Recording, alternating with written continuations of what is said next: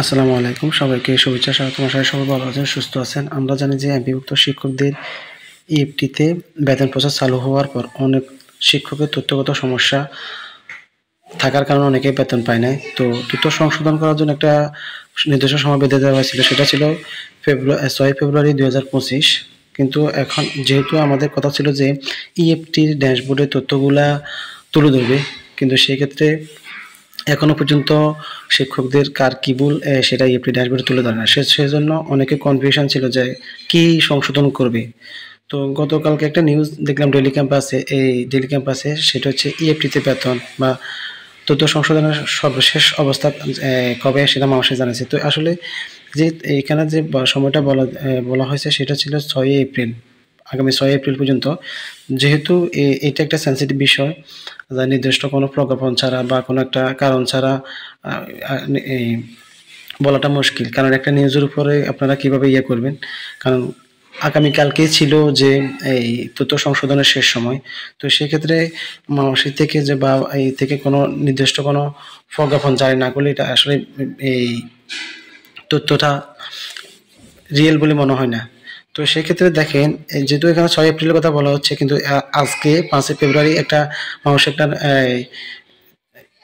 প্রজ্ঞাপন জারি করছে তথ্য সংশোধনের ব্যাপারে। তো আমরা দেখি যে আসলে সেটা কতক্ষণ পর্যন্ত কবে নাগাদ আমাদের তথ্যগুলো পাঠাতে হবে। তো সেটা হচ্ছে জাস্ট ওয়েট, আমি আপনাদেরকে দেখাচ্ছি। আপনারা যদি মাসের যে ওয়েবসাইটে যান সেখান থেকেও দেখতে পাবেন। এখান থেকে আমরা ডিএসির ওয়েবসাইটে যাচ্ছি, এসেছি। যাওয়ার পরে এখান থেকে যে দেখেন একদম উপরে নোটিশ বোর্ডে দেখা আছে এমপিভুক্ত শিক্ষক কর্মচারী তথ্য সংশোধন সময় বৃদ্ধি। ঠিক আছে, তো আপনারা এখানে জাস্ট এখানে ক্লিক করলে এই ফর্মটা এটা পিডিএফটা ডাউনলোড হবে। তো আমি পিডিএফটা ডাউনলোড করে রাখছি।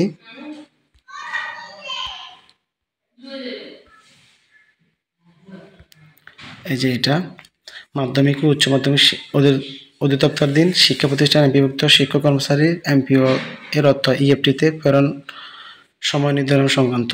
তো এই ক্ষেত্রে আপনাদের এই স্কুলের ক্ষেত্রে হচ্ছে লাস্ট ডেট হচ্ছে সর্বশেষ তারিখ হচ্ছে 20/3, আর উপজেলা হতে 30/3/2025, জেলা হতে 10/4/2025, আঞ্চলিক উপজেলা হতে 20/4/25, মাসে হতে হচ্ছে 27/4/2025।